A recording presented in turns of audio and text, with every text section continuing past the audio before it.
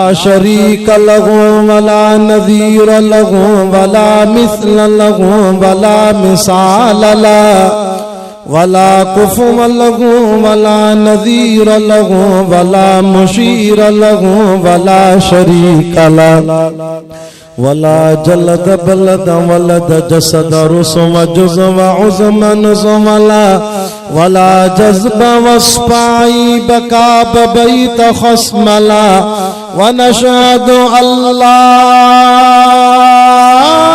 इलाहा इल्लल्लाह वहदहु वहदहु ला शरीक ला वनशहदु अन्न सय्यदना व सनदना व मासूमना व मंज़ूमना व मक़सूदना अजदरल खल्क़ जदीरना आज़मल खल्क़ व अनवरल खल्क़ व अकमलल खल्क़ व अशरफल खल्क़ व अजमलल खल्क़ व अहसनल खल्क़ मिनल हुस्न वल इदारत वल हिदायत वल हिकायत वल इनाया अअलाना व अजलाना व अतक़ाना व अजहदना व अज़हदना व अकबरना व अख्तरना अहमद अनवर अजदर औसक़ अनवर अजमल अकमल ला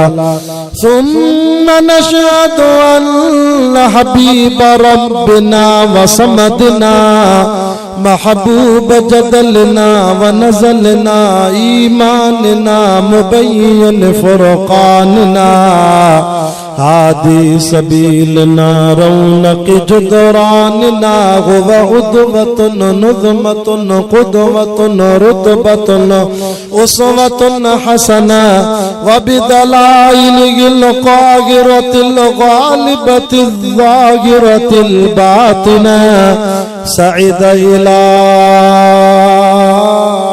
सिदरतिल मुंतहा फी लैलतिल मिअराज कशफत दुजा सुम्मा दना फतदल्ला फकान क़ाब क़ौसैन औ अदना फ़अौहा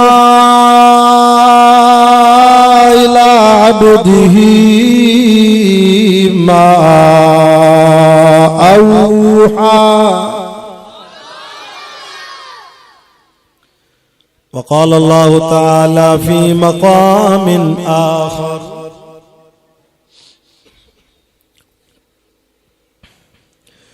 इन्न अव्वल बैतिन वुज़िया लिन्नास लल्लज़ी बिबक्कत मुबारका जेके कुरान वणे सुभान अल्लाह चयो सुभान अल्लाह जे करे अल्लाह जन्नत में ठाऊ का बाग हणाईंदो एक असर सोन जी लगंदी बी असर चांदी जी लगंदी लल्लज़ी बिबक्कत मुबारकन व हुदल लिल आलमीन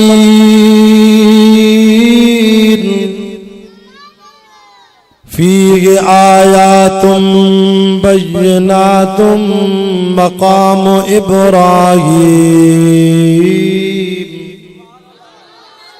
वमन दखलहु कान आमिना वलिल्लाहि अलन्नासि हिज्जुल बैत मन इस्तताअ इलैहि सबीला वमन कफर फ़इन्नल्लाह गनिय्युन अनिल आलमीन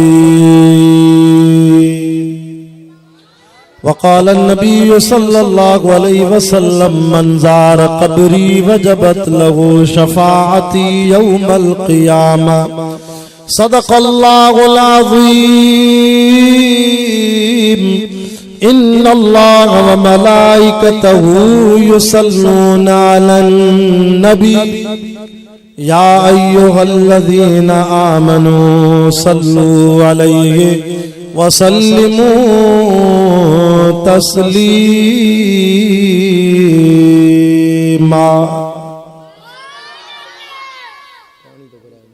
जेके जागो था आवाज़ बुलंद मदीने वारे साईं ते मुझे महबूब करीम जी ज़ात ते जागी करे ॾाढा दुरूद पाक पढ़ो।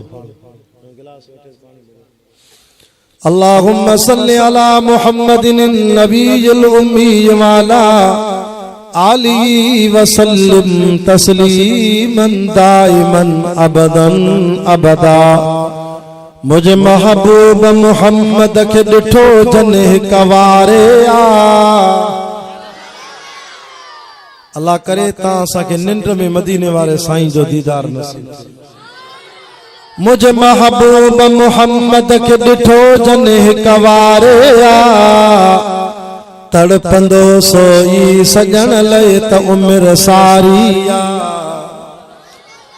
कोई या कलीमुल्लाह तो कोई या सफीउल्लाह, कोई या नजीउल्लाह तो कोई या खलीलुल्लाह। पर ज़ात सभिनी में सजन मोहम्मद तुझी त भलारिया। मुझे महबूब जे मुल्क मदीने जहिड़ो मां दुआ तो क्या रब जेको सुभान अल्लाह चवे अल्लाह करे हिन साल मदीनो ॾिसी अचे। मां हाणे हफ़्तो थियो आहे मदीने खां मोटियो 2015 में अल्लाह जी महिरबानी थी पंहिंजी जीजल अमड़ सां गॾु वियोसि उमरे ते। हिकु अमड़ जी दुआ ॿियो वरी बैतुल्लाह में दुआ रंगे छॾी। वरी 2024 में अल्लाह ताला फर्जी हज नसीब करायो जंहिंमें अवां जे चाकर सुल्तान जे इलाके जे हाजी गुलाब रिड जी भी मदीने में मुलाकात थी हुई। वरी हींअर 2025 जी हाणे 23 अक्टूबर ते वियोसि 20-21 ॾींहं अल्हम्दुलिल्लाह 4 उमरा नसीब थिया। घर जी फैमिली तैयार थी, मामी चाची मासी सोहरो सालो। घरवारी चो मूंखे भी उमरो कराए। घरवारी के पुट के पाण भेण 13 ॼणनि जे सैयदनि जे काफ़िले सां अल्हम्दुलिल्लाह 4 उमरा नसीब करे आयासीं।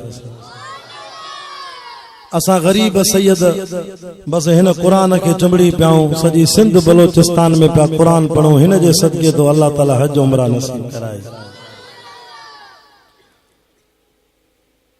मां पंहिंजे अहल बेतन के काफ़िले समेत मां जो हलो तो ताके अम्मा हलीमा जो घर भी ॾेखारिया।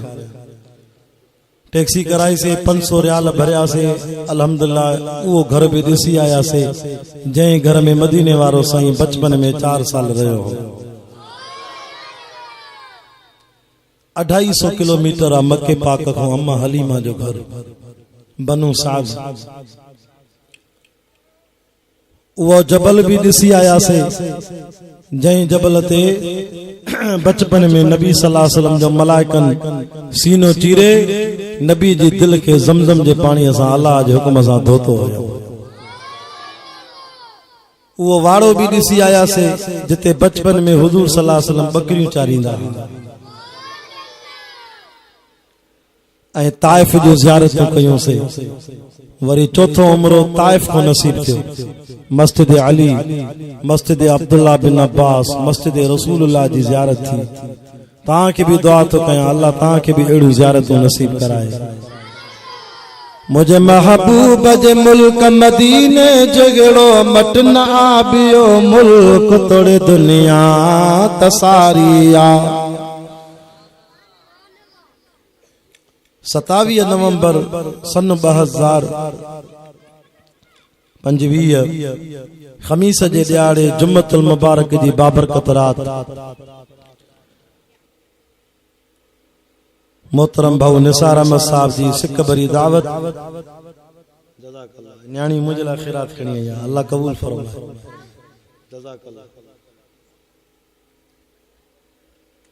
हजरत मौलाना साईं हाफिजुल कुरान साईं शमसदीन साहब जन जे वास्ते सां मौलाना कारी बदरदीन साहब जन जे राब्ते सां अवां जुमला जमात जी सिक भरी दावत ते दुनिया साहिबो दाऊ कलोड़े वारो ताजी मोहब्बत आ जो हर साल असा के जलसे में याद पिया कयो। बियन मुबल्लिगन के तब्दील कंदा हो पर हिन गुनाहगार सैयद के दुआ जे ला रखंदा हो। मां भी हर साल ता सा वफा कंदो तो अचा। अल्लाह मुझी हाजिरी कबूल फरमाए। काबतुल्लाह में जलाला मुझे मोहम्मद जे रोजे ते रब जो जमाल ॾाढा जो सुभान अल्लाह। जंहिं मदीनो न ॾिठो उन कुछ भी न ॾिठो। पाण फरमायो हज कयो उमरो कयो, पैसे हूंदे ताकत हूंदे माल हूंदे जेको बैतुल्लाह जो हज नथो पढ़े, नबी से फरमायो फमन मात यहूदी न नसरानिया, यो मुझो उम्मती मर्दो त या यहूदी थी मर्दो या नसरानो थी मर्दो, जेको माल हूंदे हज न करे। अज माण्हुनि खे चवंदा हज ते वञो, साईं पैसो कोन्हे, अलाह ॾींदो कंदासीं। वरी जे ख़बर पएसि त हाकिम शाह बाईपास ते गोलोवाह ते आसे शदाद कोट बाईपास ते ज़मीन ते विकामजे त अवल हे बीठो, मां वठंदुमि ज़मीन। दुकान ते विकामजे त अवल बीठो आहे, बाक़ी हज जे लाइ जे पैसो कोन्हे। पाण फरमायो त हज जी उम्र में जेको पैसा ख़र्च तो करे, अल्लाह तो फरमाए मोटी अचे त मां बीणो करे ॾींदोमांसि, मां डबल करे ॾींदोमांसि। याद रखो हिन दौर में 3 लाख रुपया खर्चा, 3 लाख रुपया उम्रे जो खर्चा, 10.5-11 लाख हज जो खर्चा। रब तो फरमाए ये पैसा जेके खर्च कंदे क़यामत ॾींहुं इहे भी ताराज़ी में तोरे सदको करे ॾींदोसांइ। अल्लाह जो वायदो आहे, जेको हज में पैसा खर्च कंदो उम्रे में कंदो मां डबल करे ॾींदोमांसि। इहो सौदो तव्हां करे ॾिसो। तॾहिं अल्लाह से पंहिंजे कलाम कुरान मजीद में फरमायो, फरमाई इन अव्वल बैतिन वुज़िया लिन्नास,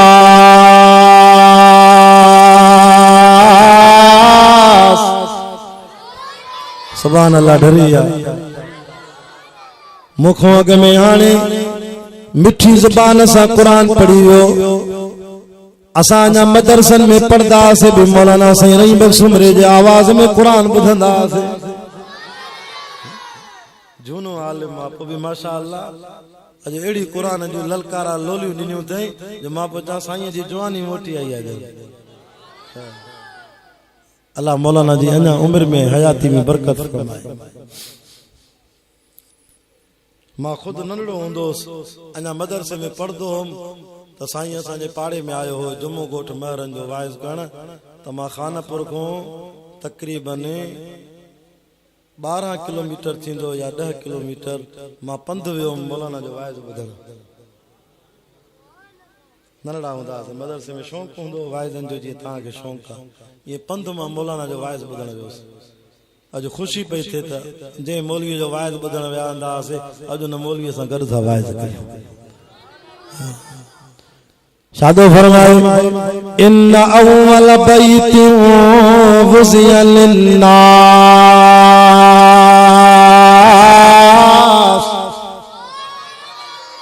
लल्लज़ी बिबक्कत मुबारका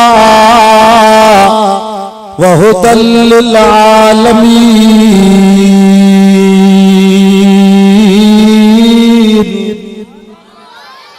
हथ मथे करे जो कुरान सचो आहे, जेको खणी आयो उहो मलाइक जिब्रील भी सचो आहे। कुरान जे सोने मोहम्मद जे क़ल्ब ते लथो सोनो मोहम्मद भी ॻाल्हायो सचो आहे। कुरान जे शहर में आयो मक्के मदीने में उहे शहर भी सच्चा। कुरान जे मोकिलियो रब्बुल आलमीन उहो रब भी सचो। मुंहिंजा हबीब अव्वल अव्वल अव्वल अव्वल अव्वल अव्वल ज़मीन ते न वडेरे जो घर हो, न खान जो घर हो, न भोतार जो घर हो, न सरदार जो घर हो, न जमींदार जो घर हो, न मीर जो, न पीर जो, न सैयद जो। अव्वल अव्वल अव्वल अव्वल ॾाॾे आदम अलैहिस्सलाम जो घर भी ज़मीन ते पोइ आहे। अम्मा ॾाॾी हवा जी झूपड़ी भी पोइ ठही आहे। अव्वल ज़मीन ते घर हो त मां अल्लाह जो काबतुल्लाह हो। काबतुल्लाह हाणे वाइज़ पूरो थींदो तव्हां नमाज़ पढ़दो। मां त खणी सफ़र जी नमाज़ पंहिंजी पढ़ी आवां। पोइ नियत कीअं कंदो? 4 रकात फर्ज़ वक़्तु इशा जो वास्ते अल्लाह ताला जे पुठियां इन पेशमाम जे मुंह तरफ ॻाल्हायो काबतुल्लाह ॾे। हालांकि दाऊ कलोड़े वारो सची ॿुधायो काबतुल्लाह तव्हांखे वेझो आहे, ॻाल्हायो परे आहे। अॼु खणी मुंहुं हेॾे था कयूं, हिन पासे मुंहुं करे नमाज़ पढ़ूं थींदी? हेॾे रते ते हेॾे मुंहुं करे पढ़ूं न थींदी। छो? रब जो फर्ज़ आहे काबे ॾे मुंहुं करणो आहे। हाणे मां कमरे में इशा पढ़ी बि पुछा कयमि त काबतुल्लाह काॾे आहे, दिल भी बर्दाश्त न कंदी त काबे खां सवाइ ॿिए पासे मुंहुं कयां। या तुंहिंजे दिल में काबतुल्लाह जी इज्जत अज़मत कंहिं रखी आहे? घर में मिस्त्री जाइ जो कम थो करे भी मिस्त्रीअ खे चवंदे खबरदार वाशरूम तो ठाए, लेट्रिन तो ठाए मुझे घर जी, आसे बेतुल खला तो ठाए, पर एड़े नमूने ठाई जाए जो काबतुल्लाह दे मुंह भी न कजाए, काबतुल्लाह दे पुठी भी न कजाए। तुझे दिल में बेतुल्लाह जी अज़मत। मेहमान तो अचई त खट ते पुट के चवे तो खट एड़े नमूने रख जो मेहमान जा पैर सेरांदी पैर बेतुल्लाह दे न थियन। घर में पलंग ते सुमे तो बेड ते भी चवंदो आ घर वारन के त पलंग ये रखो जो काबे दे पैर न थियन। हालांकि काबतुल्लाह तो को हजार मील परे आ। अल्लाह अणगुरी सैयद जी खिदमत कई थी, अल्लाह तो के बेतुल्लाह ॾेखारी। कुरान जा आशिको दीन जा परवानो इन घर जी अल्लाह ताला केडी इज्जत कई आ।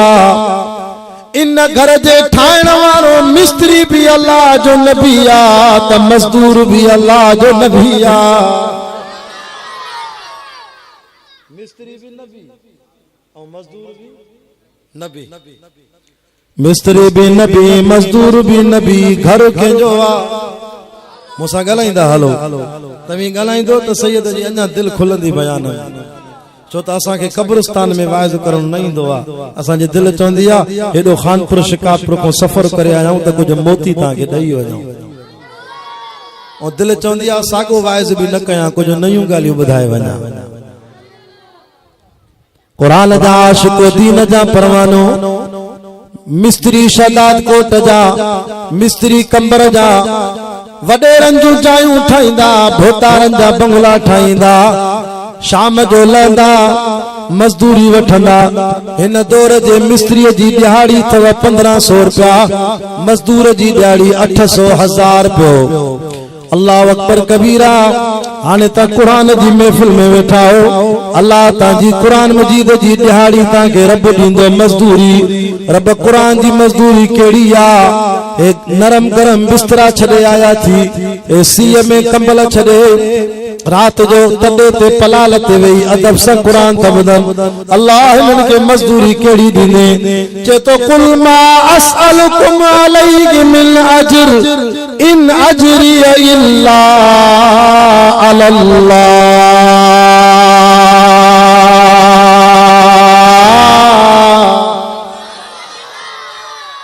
अज एजाज लाउड भी एड़ो खोले दिनो आ, मां शिकारपुर ते दुआ कंदो वञा।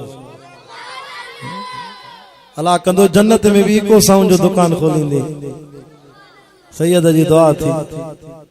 कल टियों हिकड़ी जाइ ते वाइज़ के वा निड़ी वठजी भी वञे, नओ को हलाणी न पियो अचे, पर माशाअल्लाह एजाज दिल खोले हलाईंदो आहे। सैयद आलिम भी दुआ करो। कुरान जा आशिको दीन जा परवानो अर्ज पियो कयां, अल्लाह जो घर पियो ठहे, खलील मेहनत कई, मजदूरी कई, मिस्त्राप जो कम कई, जने दीवार बेतुल्लाह शरीफ जी कद को मथे थी वई। असां वटि मिस्त्री कम कंदा, ए भिता न ए मिस्त्री जे कद को मथे थी वने त मालिक के छा चवंदो, जल्दी कर शदाद कोट मो के फटा घुराए, लकड़ा घुराए, किलियूं घुराए, वे लकड़ा रस्सा घुराए बधंदा से। मां मिस्त्री फटे ते बीहंदुम, हेठो मजदूर को गारो वठंदुम, सिरा वठंदुम, ओ सारी किए कया मुझे कद को मथे थी वई आ, हथ तो पुजे मथे थी वई आ भित। हजरत इब्राहिम अलैहिस्सलाम जने काबतुल्लाह ठायो, अल्लाह के चलो मौला बेतुल्लाह जी भित मुझे कद को मथे थी वई आ, पुट भी नंढड़ो आ, ओसारी किए कया पुट को पत्थर किए वडा मथे कारो किए रखा रब मां वट डाकण भी कोने समझो ता डाकण भी कोने दखण कोने जो चवा तो डाकण खाए दे डाकण भी कोने फटा भी कोनन किलियूं भी कोनन रसियो रसा भी कोनन रब किए ओसारी कया अल्लाह फरमायो खलील घबराए न इंतजाम मां रब कया थो ओ जिब्रील जी रब जलील वञ हे जन्नत जो पत्थर खणी वञ मकाम इब्राहिम जिंजो जिक्र कुरान में आ वत्तखिजू मिन मकाम इब्राहिम मुसल्ला हाने मां इन पत्थर जी ज़ियारत करे आयम ये शीशे में बंदा असा जा हितों जा जाहिल जट इन पत्थर के भी ये चुमन पिया ते शुरता बीठान पुलिस वाला ओए रणियूं था कन हाजी हराम हितों जा हिरल उते भी नथा मुड़न हितों जा चणा खड़काइण वारा हितों जा हिते जो पीरन के चुमन था न तो हुते भी या कारा उते हाजी रणियूं था कन पुलिस वाला ओ हाजी चरिया इन पत्थर को चुमी छो तो वठे तोखे चुमी वठण जो शौक़ आ त बैतुल्ला में जेको पत्थर लगल आ न हिजरे अस्वद उन को चुमी वठ जेको नबी साईं जे चपन भी चुमी वठी हिन को जो तो वरे चरिया हाजी हिन में त नबी जा पैर छापल नबी करे न चुमियो तू छो तो चुमी हितों जा हिरल उते भी नथा मड़न अल्लाह अकबर कुरान जा आशिको दीन जा परवानो पत्थर ते इब्राहिम अलैहि सलाम कदम रखया या अल्लाह छा कया ते पैर रखे पुट को सामान वठो इन पत्थर में माला एडी ताकत तो रखा यो तो के ओसारी दिला मथे भी खणी वेंदो आए पत्थर पैर जो रखे तो पत्थर मथे खणी वरी ओसारी करे गारो हणी काबतुल्ला जी सरा में रखी ते रब हाणे ते हाणे चवास हेठ लाए वरी पत्थर नबी के हेठ लाए इए पे कम करे जे हाणे बंगलन में लिफ्ट कम करे होटल में लिफ्ट कम कंदी आ माके शारे इब्राहिम खलील ते मक्के पाक में होटल मिलियो कबूतर चौक जे बरसा बदरुल मासा होटल आ एडो वडो होटल जो 21 मंजिलूं हुयस 21 मंजिल एक फ्लोर बियो टियों एडी 21 तमाम वडो होटल हर मंजिल ते 30 कमरा हा 403 नंबर असा के कमरो मिलियो ओते माशाअल्लाह हिए जो बटन होए त ठक मथे लिफ्ट कम कंदी आ वरी बटन वरी हेठ हे त हाने ये लिफ्टूं पर अज को 1400 साल अन्या कई साल अग में इब्राहिम अलैहि सलाम जे दौर में अल्लाह जी ताकत दिसो पत्थर इए पे हले जी दुनिया जी लिफ्ट दी कम करे पर ये लिफ्ट हले थी बिजली ते जे बिजली वने त हमरा भी अंदर फांसी पवे अल्लाह जी जका लिफ्ट हुई बगैर बिजली दे हले भाई अल्लाह पत्थर मथे भी खणी वने वरी हेठ भी खणी अचे बैतुल्ला ठई वयो रब चयो मुझो घर ठायो ते खलील मजदूरी घुरत ॾियाई या अल्लाह मजदूरी में छा दींदे सोन ॾियाई चांदी ॾियाई अशरफियूं ॾियाई दीनार ॾियाई पैसा ॾियाई खजिंदा बाग ॾियाई न मुझा मौला छा ॾियाई जेका मजदूरी इब्राहिम घुरी अल्लाह के एडी वणी वई रब क़यामत मिठे मोहम्मद जे कुरान में लिखाए छॾी कुरान बुधी जमात अचे थी चो सुभान अल्लाह व इज़ यरफउ इब्राहीमुल क़वाइद मिनल बैत व इस्माईल रब्बना तक़ब्बल मिन्ना इन्नका अंतस समीउल अलीम अल्लाह से तांजे वडन जी कबर ते कुरान जी रहमत जा मींह वसाए बुधो तुलिया साहिबो बुधो रुड साहिबो बुधो चांडिया साहिबो बुधो कलोड़ा साहिबो बिरोई साहिबो बिन जात नवारो वाह जो कुरान में मजो आप अल्लाह अकबर कबीरा पेरी दुआ इया तो गुरे मुझा मौला असा जी मेहनत कबूल तकर असां वरी नमाज पढ़ी उथंदे दुआ घुरदाऊं अल्लाह जी रूसी ट्रैक्टर तो दे अल्लाह जी असां के टोकरी तो दे नौकरी दे टोकरी दे छोकरी दे असां इहा दुआ घुरदाऊं न हल इहा ख़बर ही ना त अल्लाह असांजी नमाज भी क़बूल थी अलाए हेॾो वॾो अल्लाह जो घर ठाहियो अथऊं बैतुल्लाह पोइ बि पहिरियों इहा था दुआ घुरनि रब पीउ पुट जी महिनत त क़बूल कर कबूल न करे ये कारे कपड़े में वेड़े बूथ में हणी नमाज कबूल न करे तो बाकी बच्चो छा तेजे करे दुआ घुरण जो तरीक़ो भी नबियन को सिखो जेके पुट जी औलाद कोने मां दुआ तो बुधाया वाला जो कसम इंशाअल्लाह औलाद थी वेंदी बुधाया बुधाया वजीफो दिया मुझे मुर्शिद साईं अब्दुल करीम कुरैशी बेर वारे जो वजीफो मुझे बाबो 16 साल दरगाह बेर शरीफ ते पढ़ियो पढ़ाई साईं अब्दुल गफूर शाह बुखारी मुझो तो मामो भी ता जो इन इलाके वारन जो मुर्शिद रहो साईं असगर अली शाह अल्लाह उन दी कब्र ते रहमत फरमाए कुरान जा आशिको दीन जा परवानो साईं वडा फरमाइंदा नमाज पढ़ो अतयात दुरूद शरीफ रब जल्ली पढ़ी करे ओ सलाम न वराइंदा के वो हिकड़ी आयत पर्दा कयो रब हबली मिनस सालिहीन हर नमाज में आखिरी अतयात दुरूद शरीफ रब जल्ली पढ़ी या दुआ पढ़ो अल्लाह कंदो ताके पुट जी औलाद थींदी ये वजीफो केतरन के दिनो अल्हम्दुलिल्लाह मिठाई खाराई तो जैसे असा के पुट जमी वरे कुरान में अल्लाह से भी वजीफो बुधायो अल्लाह जी गाल कच्ची कन पक्की लिखल भी कुरान में अल्लाह तो चे हिकड़ो कम ता कयो टे इनाम मां दीदो माव घणा घणा निंड न कयो जल्दी गलायो 10 बजे इंशाअल्लाह वाइस खत्म थिंदो ताजी मानी ऐं नमाज थिंदी अख मारे घर चेतो फकुल तस्तगफिरू रब्बकुम इन्नहु कान गफ्फारा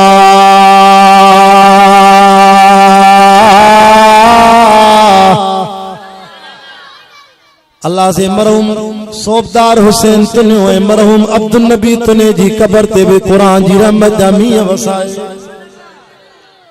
हाजी गुलाम रसूल साहब बहु निसार अहमद साहब जुमला जमात जिन जलसो करावाला उन जी मेहनत के कबूल फरमाए चेतो हिकड़ो कम ता कयो डी रात सच्ची दिल से माला जे दर ते इस्तगफार कयो टे इनाम मां दींदो मां या अल्लाह केड़ा इनाम दींदे चेतो युरसिल समालैकुम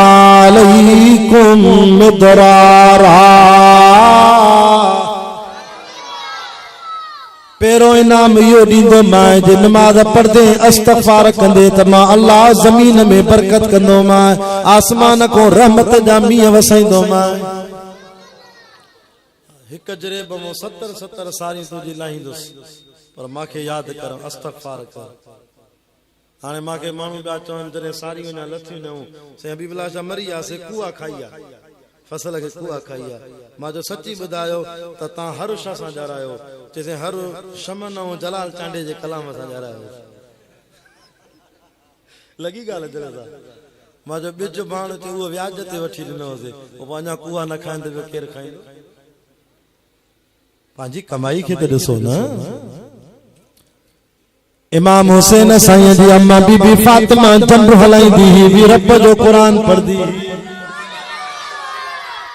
असा सिद्दीकी असा फारूकी असा उस्मानी हथ मथे करे जो असा हैदरी असा जो अकीदो आ जेको मुर्शिद सोने अली के न मने उन जे मुंह में लख लानत हुजे मां त बार बार चंदो आ हुसैन हाफिज हुसैन कारी हुसैन हक जो इमाम आगे हुसैन गाजी पको नमाजी हुसैन जो ताली मकाम आगे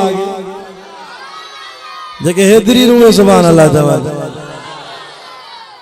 थोरो इन शान ते गलाया तो जो भाऊ जो हुकुम थे निसार अहमद जो से कुछ करबला ते भी गलाइंदा इमाम हुसैन जे शान सादो फरमाए हुसैन डोठो वा मुस्तफा जो हुसैन फरजंद वा मुर्तजा जो हुसैन पगदार वा मोमिनन जो, हुसैन मुर्शिद वा मुवहिदन जो, हुसैन साबिर हुसैन शाकिर व काबिल एहतराम आगे।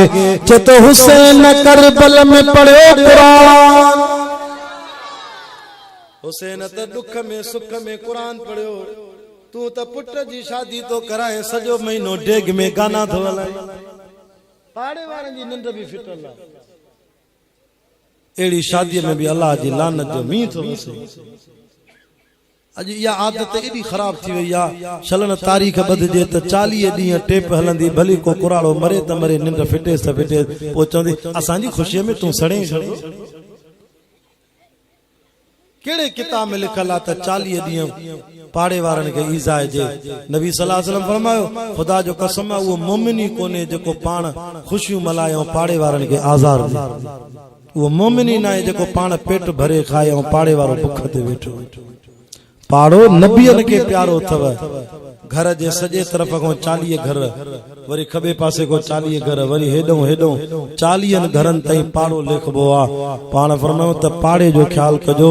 हुजूर सल्लल्लाहु अलैहि वसल्लम फरमाया पाड़े के रंजाई त क़यामत दी मुखे मुंह न देखा। असा तांजी खुशी में नाराज ना आहियूं, भली बच्चन जो खुशियूं मल्हायो, पर एड़ी त न मल्हाइजो माण्हू जो निंड आराम भी फिटी वञे। क़यामत दी नबी साईं के असांजे नाने के केड़ो मुंह ॾेखारे। मां जनरल ॻाल्हि थो कयां। कुरान जा आशिको, दीन जा परवानो, करबला जा आशिको, इमाम हुसैन जा दीवानो, नबी जे घराणे त खुशीअ में दुख में कुरान पढ़ियो आ। अम्मा फातिमा जनरु थी हलाए कुरान थी पढ़े। अर रहमान अल्लमल कुरान खलकल इंसान अल्लमहुल बयान। अम्मा चेती मांखे निंड वठी वई, हथ बंद थी वियो, रब मलाइकन के मोकिलियो, जल्दी कयो। बीबी फातिमा 7 सिपारा मां रब के रात जो तहज्जुद में ॿुधाया अथई। हाणे जंड पई हलाए, अन्न के अटो करणो आ। अम्मा जे हथ के परे करे मलाइको अम्मा सूरत रहमान जी तिलावत करे थी, निंड में कुरान थी पढ़े। खातून जन्नत इमाम हसन हुसैन जी अमल, नबी जी लाडली न्याणी, हेडो सूरत रहमान पूरी न करे तवां सॼी कणक के अन्न करे वठो मलाइको। अम्मा चेती तबारक अस्मु रब्बिक ज़िल जलाल वल इकराम। अख जो खोलिया त मुंहिंजा हथ जंड खां परे, पर अलाए केड़ा जेको जंड हलाए कणक के अटो करे वियो। सिंधी में चवंदा आहिनि जंहिंजो रब। अम्मा तूं कुरान में रब जी इबादत पई करे, तूं नफल में कुरान पढ़े, तूं जंड हलाए कुरान पढ़े, त मां रब कीअं न मदद कयां। गाने जे आवाज़ ते लानत आ, कुरान जे आवाज़ ते रहमत आ। तुन्या साहिबो तांजो 6 महीने सालानो ही जलसो अल्लाह जो कसम गोठ ते आयल अज़ाब टारे तो छडे। जेसी ते आवाज तो वने शैतान भजी थो वने। अर्ज पे कया खलील केड़ी दुआ गुरे मुजा अल्लाह, ओ मुजा रब करीम असा बेतुल्ला ठायो असा जी मेहनत कबूल त कर। याद विसरी वई या दुआ गुरियो। इन्नका अंतस समीउल अलीम।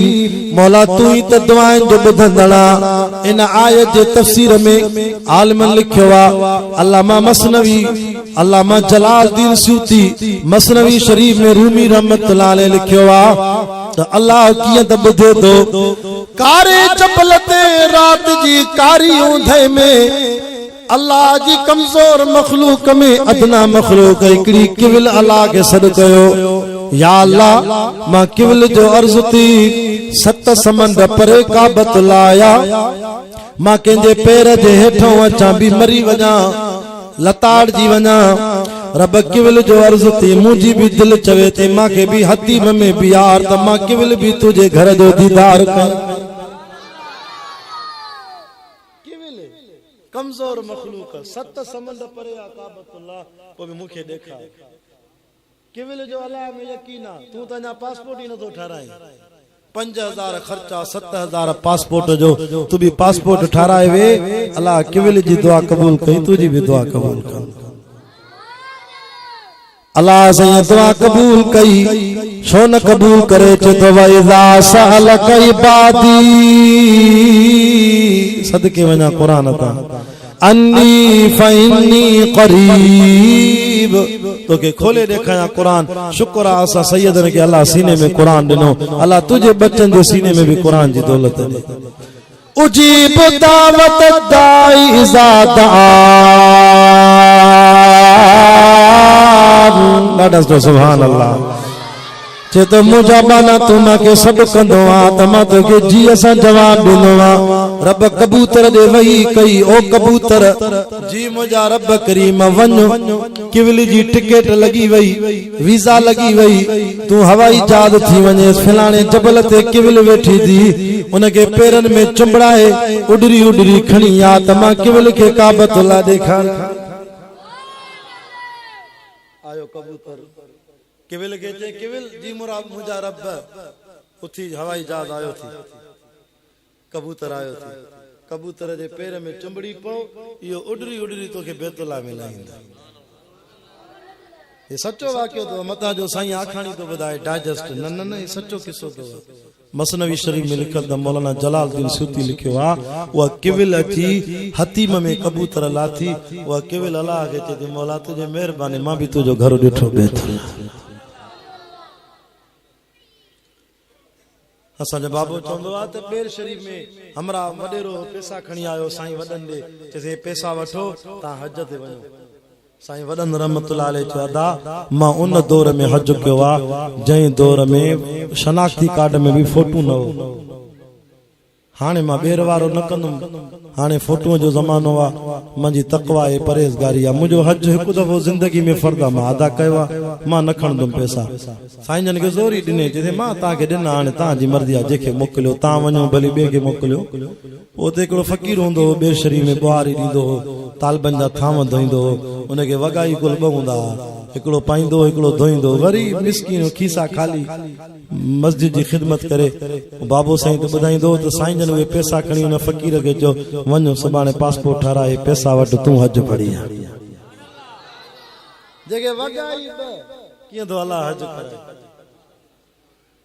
अल्लाह घुरे दजोरी नाए मुसब्बिबुल असबाबा पर जे नथो घुरई त पो हवाई जहाज में भी वापस तो करई यो वाक्यो असा जे खानपुर जे बरसा थियो एकड़ो दोस्तो उन जो पुट मक्के पाक में मदीने में कमाए पियो औलाद पैसा गंजू थे से पी मां के उम्र पे कराए वीजा लगराए भाव के पी के मां के वीजा लगी वही कराची पोता एयरपोर्ट ते एराम भी पाता हवाई जहाज में वेठा उन नौजवान जे पी जो मथो खराब थियो मां नालो न तो खणा गिला थी पौंदी हवाई जहाज मोल थो अड़े काडे काडे मानू छा चवंदा पुट जे खर्च ते उमरो के नवींदुम मां पांजे पैसे ते वेंदुम हवाई जहाज मोल लई आयो घर जो पोतो त 15 ॾींहनि खां वफ़ात करे मानस भी वही उन नौजवान जी भा भी वयो उमरो करे आयो हिन निभागे के नसीब न हो रब जहाज मोलाराए भी हल तू हेडे मर होरे न वन अल्लाह नथो घुरे त बैतुल्लाह जहाज मोलाए भी वापस तो करे तंजे करे तमा तैयारी कयो बैतुल्लाह दिसी जो खुदा जो कसम मा वडो मज़ो वा काबतुल्लाह में जलाला पेरी नजर सा अखिल मुनीर वही पौंदई पत्थर दिल मानो बियो ते रोई थो पवे एकड़े हाजिया हर साल हज ते विंदो बैतुल्लाह जे गिलाफ के पकड़े चोंदो हो लब्बैक अल्लाहुम्मा लब्बैक लब्बैक ला शरीक लक लब्बैक इन्नल हम्दा वन निअमता लक वल मुल्क ला शरीक लक आवाज इंदो हो ला लब्बैक वला सदैक फलाना पुट फलाने दा तुजी लब्बैक कबूल नाहे रोई पयो ओ मुझा अल्लाह माखो केड़ो गुनाह थी वेवा माखो केड़ी गलती थी वया और रब मा के जो हक खादो आ जो मुझी हाजिरी कबूल न थी दे खर्च भी करे आयम या अल्लाह तकलीफ भी सही आयम ए पुराने दौर जो वाक्यो उलमा बुधाइंदान जरे मानू उठ न डाचिन ते हज ते विंदा रब मुशक्कत महीनन जा सफर रब मुझो हज कबूल न थो पे या अल्लाह केड़ो गुनाह थी वियो रोए भी अथो रब कबूल न थो करे वरी बे साल ईंदुम फरमांदा बे साल आयो वरी 3 साल चौथे साल 5 साल 6 साल 7 साल आयो हे तो चे लब्बैक का आवाज तो चे ला लब्बैक ने भागा तुझी लब्बैक कबूल नाए इकड़े हमरा कुल्ले ते हथणी चेस ओ निभागा नहीं तो कर हर साल अचे तो के दिसांदो अलाए केड़ो गुनाह क्यों थी अहकमुल हाकिमीन के नाराज क्यों थी अलाए केड़ो जुल्म कयो ते मता निभागा तुझे करे अल्लाह ॿियनि जा भी हज कबूल न करे उन नौजवान के जे मेणा छो तो दे हे त उहो दरवाजो आ जितो मेणो भी न मिलंदो आ चवेस तो ओता भली कबूल करे न करे माके अल्लाह गंज दिनो आ हर साल ईदो मास भला हिन तरखो सवाब को दर हुजे तमाओ दे वजा हिन तरखो सवाब को दर हुजे तमाओ दे वजा दर इयो या न छडींदो मास हिन जरे दर्द में ये लफ्ज चया दाऊ कलोड़े जे गोठ वारो बुधो बुधो चाकर सुल्तान जे गोठ को ए मुख्तलिफ चांदन जे गोठ को बुधो बुधो गोलवा जे इलाके जा हाकिम शाह जे इलाके जा आयल मुसलमानों अल्लाह अकबर हिन ये लफ्ज जो चया अल्लाह जी रहमत जोश में आए रब चो इन रहमत रब्बी वसियत करीब ला तक़नतू मिर रहमतिल्लाह इन्नल्लाह यग़फिरुज़्ज़ुनूब जमीआ इन्नहू हुवल गफूरुर रहीम हाथ मथे करे जो सुभान अल्लाह अल्लाह फरमायो बस बस जे एडी उम्मीद खणी आवा त मुझा बाना तुझे इन जुमले ते माला 7 सालन जा हज कबूल करे छड़िया मा सिंधी में चवंदा न अगई तपाव न त मणन खई मोट अल्लाह पर्ची पवे त हिकड़े जुमले ते पर्ची पवे खलील केड़ी दुआ गुरे मौला इन घर जो नालो छाए ते बैतुल्लाह जल्दी गलाओ नालो छाए बैतुल्लाह रब मिस्त्री के राजे इब्राहिम खलीलुल्लाह मजदूर के राजे इस्माइल ज़बीहुल्लाह तो रब्बना वबअस फीहिम रसूलन मिन अनफुसिहिम यतलू अलैहिम आयातिका व युअल्लिमुहुमुल किताब वल हिकमत व युज़क्कीहिम इन्नका अंतल अज़ीज़ुल हकीम मौला मुझी दिल थी चवई जे घर जो नालो बैतुल्लाह मिस्त्री खलीलुल्लाह मजदूर मुझो पुट ज़बीहुल्लाह त मजदूरी में मुखे दे त मुझे खानदान मो मिठो मोहम्मद रसूलुल्लाह दे अब इन मजदूरी को मथे बी का मजदूरी आए मदीने वारो साईं मुझे पुष्ट मोदे क़यामत में खलील जो कंध मथे थे रब चयो खलील तुझी दुआ कबूल है तुझी दुआ कबूल बैतुल्लाह जे गिलाफ के पकड़े हिकड़ी दुआ खलील घुरी अल्लाह कबूल कई पर 550 साल का पो मिठो मोहम्मद आयो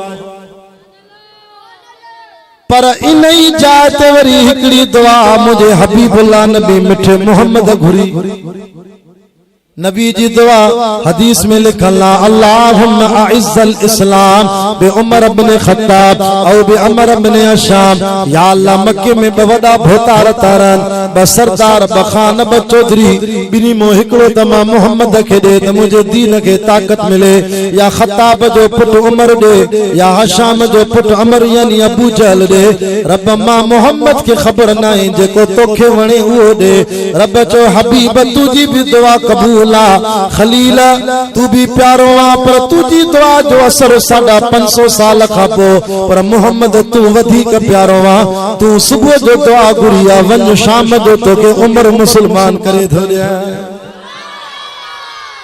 तुम्हें यारो मुबारक हो उमर इब्ने खत्ताब आया उमर इब्ने खत्ताब आया तुम्हें यारो मुबारक हो। उमर इब्ने खत्ताब आया, उमर इब्ने खत्ताब आया, खुदा से मैंने मांगा था दुआओं का जवाब आया। देखिए उर्दू समझो था हुए सुभान अल्लाह। जब खुदा से मैंने मांगा था दुआओं का जवाब आया, वो आया गे तो आने दो, बिछा दो पल के राहों पर। वो आया गे तो आने दो, बिछा दो पल के राहों पर। वो आया गे न जाने दो, खुदा का इंतखाब आया। न गलाइंदो कर अबू बकर उमर के मताला, कब्र में शिकिल न फिराए छड़ी। ये भई यार अबू बकर उमर माहाने नवंबर जे पेरे हफ्ते में मदीने में नबी जे रोजे में भाकुर पातल तन सुता बयान में बई दिसी आयो। असांखे मदीने में होटल भी एडो वेझो दिनो, एजेंट असांजो मुरीद हो भी कलोड़ा हुआ ही सैयद जा मुरीद। हाँ सही सखर जो एजाज अहमद कलोड़ो मूंसां हज में भी गॾो। मांगे चई 2.5 लख खणी आ, मुर्शिद एड़ो तो होटल ॾियाई जो 3.5 लखनि वारो पैकेज तोखे 2.5 लख में तो ॾियां, छो त तव्हांजा अहल बेत सैयद अहमद बीबियूं मांखे दुआऊं कंदियूं। अल्लाह जो कसम मरकज़ में रामा अल मदीना होटल मस्जिद नबी जे 305 नंबर गेट जे भरसां होटल आ। 5 मिंटनि में मां नबी साईं जे रोज़े ते पहुची वेंदुसि। ये नबी साईं जो रोज़ो असांजो होटल ये 5-7 मिंट लगदा। 7 दफ़ा मां हुजूर साईं जे रोज़े ते सलामी पढ़ी। रियाजुल जन्नत में वियासे, जन्नतुल बकी में वियासे, अम्मा फातिमा जी कब्र ते कुरान पढ़ियोसीं, हज़रत उस्मान जी कब्र ते कुरान पढ़ियोसीं। हाय अबू बकर उमर एड़ी जाए ते सुतलन जो इंसान त दुरूद पढ़न था, मलाइकत पढ़न था, पर मदीने जा कबूतर भी सलाम था। तोखे अबू बकर उमर नथो वणे, निभागा तुझी किस्मत खराब आ। अल्लाह के ये भई यार एड़ा था वणन जो चेतो इन्नल्लाह मलाइकतहु युसल्लूना अलन नबी। सजी कायनात ते इन रोजे ते सलाम पढ़े, पर अबू बकर उमर मिठे मोहम्मद ते मां अल्लाह भी तो सलाम पढ़े। कुरान में लिखल आ, मां 4 जुमला चोंदवा पंजी दिल ते पट्टी ते लिखी छड़ जाए, ई सैयद को मोती वठी वन ॾाढो फ़ाइदो थींदई। नंबर पहिरों जुमलो, मुझे मुर्शिद अली जो दुश्मन न थी जाए। अली जो दुश्मन थींदे अल्लाह तोखे जन्नत छा पर जन्नत जी खुशबू भी न सिगाई। शो नबी से फरमायो अली तुझो घर जन्नत में, मां मोहम्मद जे घर जे साम्हूं। आई बियो जुमलो याद कजाई, जिला कंबर शदात कोट जा मुसलमानों, ये असांजो सोशल मीडिया जो साथी इम्तियाज अली अवां जे जलसे के रिकॉर्ड करे तो इंशाल्लाह हलाइंदो प्रोग्राम पूरी दुनिया ॾिसंदी। अल्लाह इन जे चैनल के कबूल फरमाए। आलमन जो खिदमतगार आ, नौजवान हर जलसे में ईंदो आ, उलमा जा बयान रिकॉर्ड कंदो आ। बुधो बुधो हिन जे तवस्सुस सां मां सॼी दुनिया के बि पैगाम ॾियां, हज़रत उस्मान सां सार न कजाई। नबी जे 3 नंबर यार उस्मान सां दुश्मनी कंदे त पोइ मदीने जी मस्जिद में नमाज ही न पढ़। छो त मदीने जी मस्जिद जो पिलाटी हज़रत उस्मान वठी ॾिनो। मांखे दोस्तन जो सही हबीबुल्लाह शाह मक्के मदीने जी बैंक में अज भी हज़रत उस्मान जो अकाउंट खुलल आहे। हज़रत उस्मान जी शहादत के केॾा साल थी विया आहिनि, हज़रत उस्मान जे नाले ते अकाउंट खुलल आहे। अज भी मक्के मदीने में हिकिड़ी खैरात हलदी आहे, गरीबन मिस्किनन मुसाफिरन के मानी मिलंदी आहे, मस्जिद जी खिदमत थींदी आहे। उन अकाउंट में हज़रत उस्मान जी खैरात अज भी हले थी। पैसा पाण सुतो पियो आहे जन्नतुल बकी में, पर अकाउंट अज भी बैंक में खुलल अथसि। अहिड़े खे त गारियूं ॾियो मता क़यामत जॾहिं हुजूर साईं पंहिंजो न करई। छो त हज़रत उस्मान के नबी साईं हिकु न्याणी ॾिनी, उहा वफ़ात करे वई, वरी ॿी न्याणी ॾिनेसि, ज़िन्नूर ना 2 नूरनि वारो, वरी वफ़ात करे वई। नबी साईं मां रो न, तूं मूंखे एॾो प्यारो आहे, मां मोहम्मद खे 40 न्याणी हुजनि, वारे वारे सां तोखे ॾियां। अला अस्तहयी मिन रजुलिन तस्तहयी मिनुल मलाइका। ये उस्मान इंदो नबी से कपड़ो ठाईंदा हा, फमा उस्मान मा तो को हया किए न कया, तो को आसमान जा फरिश्ता भी हया थे। ऐ ट्यों जुमलो याद क जाए, हजरत उमर से दुश्मनी न क जाए। हजरत उमर जो दुश्मन थींदे त वो अल्लाह सही तो को काबतुल्लाह खसे छदींदई। उमर जे दुश्मन के चो तो काबतुल्लाह ने मुंह करे नमाज न पढ़, छो त बैतुल्लाह में पेरी नमाज हजरत उमर शुरू कराइया। नमाज जो टाइम थो, नबी से वमा हलो त कमरे में लिखी पढ़ो। हजरत उमर तो जैसे छो जैसे काफरन जो जोरा नथा छरिन काबतुल्लाह में। हजरत उमर तो जैसे मुझे मुसलमान थियण जो फायदो केड़ो थियो। वार गुंडीदार चपथुल्ला रंग जो मुश्की कारो हजरत बिलाल साईं चे हेडया बिलाल ओ हबश जा गुलाम मुझे कुलन ते सवार थी त जो उमर मुसलमान थियो। बिलाल तो काबे जी छत ते आजान दे ठकाव निकरी विया से। मानुन जो कल कल कोनी जेके घिटिय में गिलींदास, गिचिय में रसा विधी पत्थर रखंदास, वो बिलाल सबरी को खटी वो काबतुल्लाह जी छत ते थे। तो अल्लाह अकबर अल्लाह अकबर तो ही दजे करे रब के दी ते इज्जत दो दे। घूमे मक्के जी जमीन ते पर जुतिय जो आवाज बिलाल जो रब मोहम्मद के जन्नत में भी बुधाए। आगे शिरक को नफरत था तो ही दवारो घूमे मक्के में जुती जो आवाज जन्नत में। फरमाई हजरत उमर नमाज शुरू कराई। क़यामत ताईं 25 लख हर साल हाजी नमाज पिया पढ़न, पर सभिनी जी नमाज जो सवाब सोने उमर जे खाते में। अबा जेको मस्जिद ठाराए पाण वफात करे वने मस्जिद आबाद आ, सवाब भी खाते में जो हलंदो रहंदो। त बैतुल्लाह में पेरी नमाज सोने उमर शुरू कराई। हां सही क़यामत ताईं नमाज हलंदी, सवाब उमर जे खाते में। वरी तवज्जो कर नुक्तो न्याय इम्तियाज वे पोयो ॾिसंदा। अबू बकर साईं अबू बकर जो दुश्मन थींदे त अल्लाह साईं तो को नबी जो साओ रोज़ो खसे छॾी। होल निभागा हज में हिकड़ा गॾ होया, 8 ॾींहं 10 ॾींहं मदीने में 13 ॾींहं रहा, पर हुजूर जे रोज़े ते न विया। अरे हलो न चेन इते बस सुतल उन्हनि सां असांजी नथी लगी, मजो खुदा कबूल नथो करे। नबी जो रोज़ो मा बैन बैती मिंबरी रौज़तुम मिन रियाज़िल जन्नह। नबी जो रोज़ो अल्लाह दो फरमाए जियरे जन्नत जो टुकरो आ। मौला मुफ्ती अब्दुल रहीम पठान जी कब्र ते अल्लाह रहमत फरमाए। मां 9 साल मुफ्ती अब्दुल रहीम सां गद वायद क्या मुके चंदो शाह साहब मां फतवा तो दिया। अल्लाह वटे अर्श जो शान घटा जेका मिट्टी मोहम्मद जे रोज़े जी आ, जंहिंमें अबू बकर उमर भी सुतला। इन मिट्टी जो शान रब वटे अर्श को भी मथे। छो त इन मिट्टी में जेको सोनो सुतला, इन सोने जे कदमन जी जुतिय भी अर्श जा सिर कया हा। अर्श भी मोहम्मद जे कदमन जी जुतिय को चुमियूं वतियूं हूं।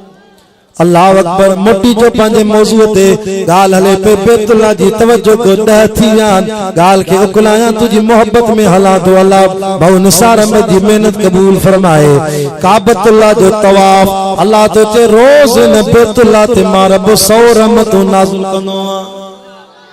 घणियो 100 रहमतूं लिताइफीन 60 रहमतूं माला तवाफ कंदन ते नाज़िल थो कया।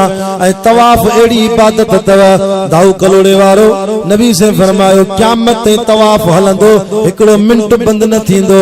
नमाज थींदी आ, काबतुल्लाह जो पेशमाम फर्ज पढ़ाईंदो, 10 मिनट नमाज जे करे माण्हुनि जो तवाफ बंद थी वेंदो आ। वरी मलाइकनि जो तवाफ शुरू थींदो आ। बंद न थींदो, तवाफ बंद थे तो क़यामत अचे। असां वटि जाहिल माण्हू वरी अलम जो तवाफ था कनि, झंडे ऐं कंडे जो तवाफ था कनि, पीर जो तवाफ तोले पीर जो। एॾे दादू ज़िले में मां वेंदो आहियां, तालके जोही में जलसो, हिकिड़ी जाते ॿुधायो चइसई अहिड़ा माण्हू निभागा न खबड़ जे वण जो तवाफ था कनि। अड़े छो ते ज़ाल खे 7 चकर हणाए त ढुकी थी वेंदी, हाणे काठी थी माण्हुनि खे पुट ॾे। एड़ा 7 चकर मुड़स को हणाए न मिंट ढुकी थी वेंदी इंशाअल्लाह। मुशरिक गैरत धार काठी थी पुट दे ए सैयद हबीबुल्लाह शाह जे हथ में कुरान आ मुशरिक तुजी खुदा गैरत खसे छडिया पुट केर दींदो आ यखलुक मा यशा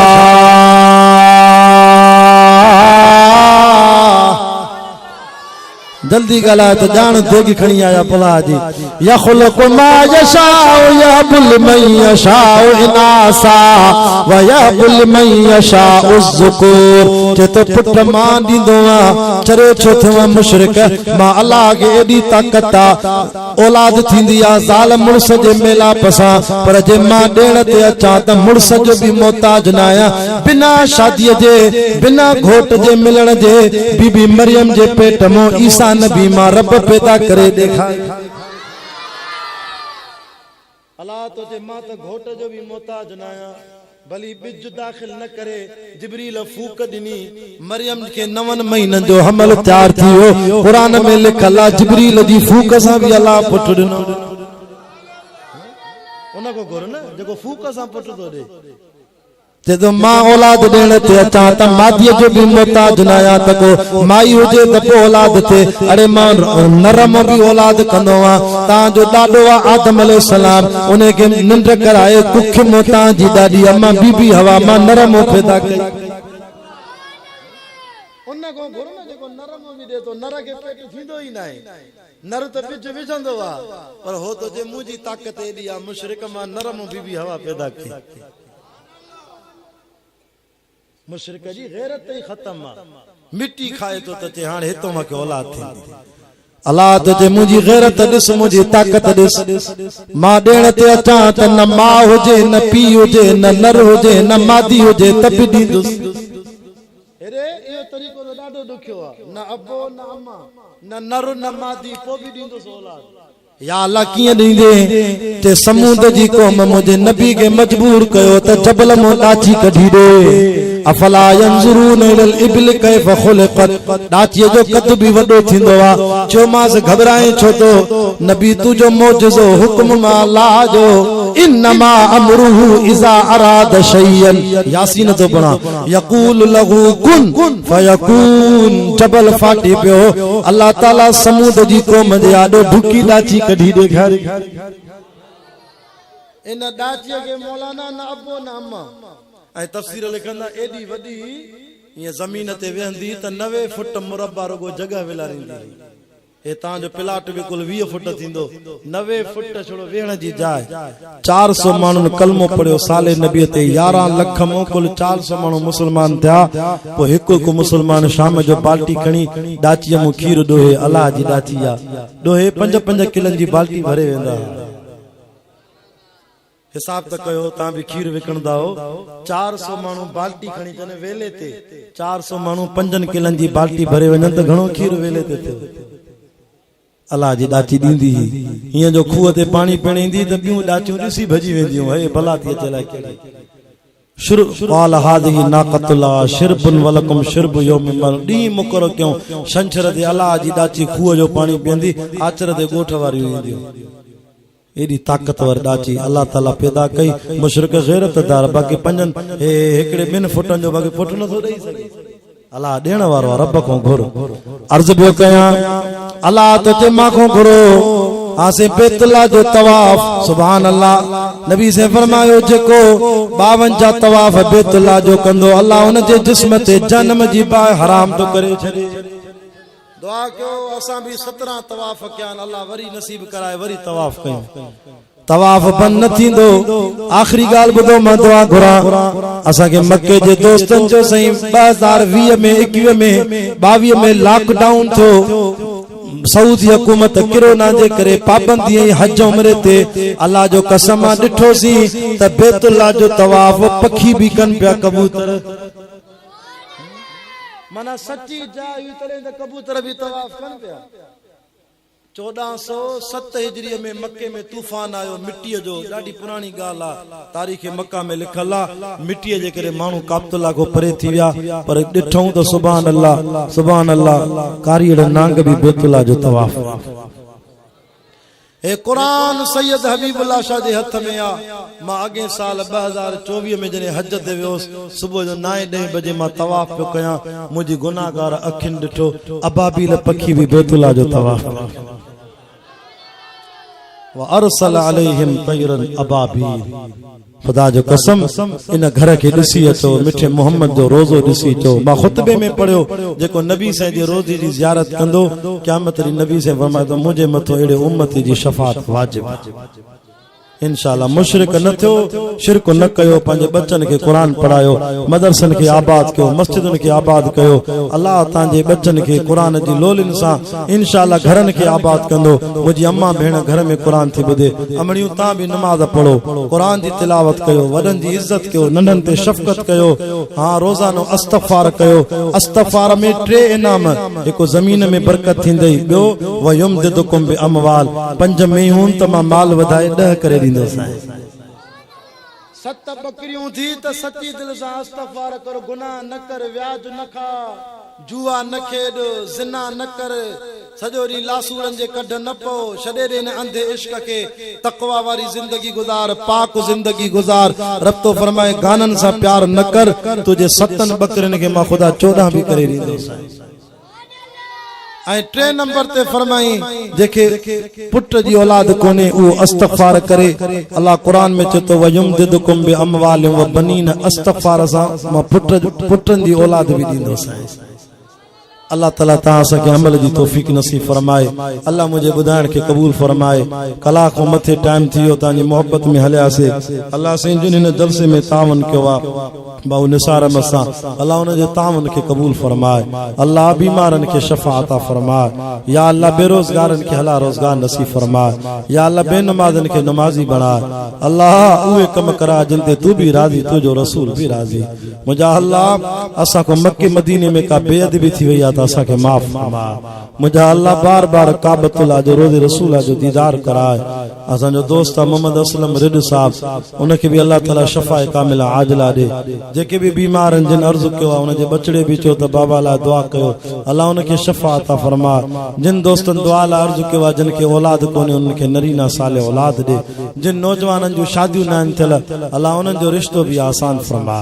रब सही उन जो रिश्तो आसान फरमा। जिन जे घरन में न्याणियों वेठलन अल्लाह उन जो रिश्तो आसान फरमा। जिन मरहूमन जी खैरात की वई अल्लाह उन जी कब्र ते रहमत फरमा। अल्लाह असा जी जुबान के जिक्र शुक्र ए सब्र जी तौफीक अता फरमा। रब आखिरी वक्त हुजे असा के दुनिया में घुराई ईमान कामिल असा, एहसान कामिल असा, इस्लाम कामिल असा, खात्मो कलमे ईमान सा नसीब फरमा। सल्लल्लाहु ताला अला रसूल खैर खल्की मुहम्मदिन व अला आलिहि व असहाबिहि व अहले बैतिहि अजमाइन सुम्मा अजमाइन रहमतिक या अरहम।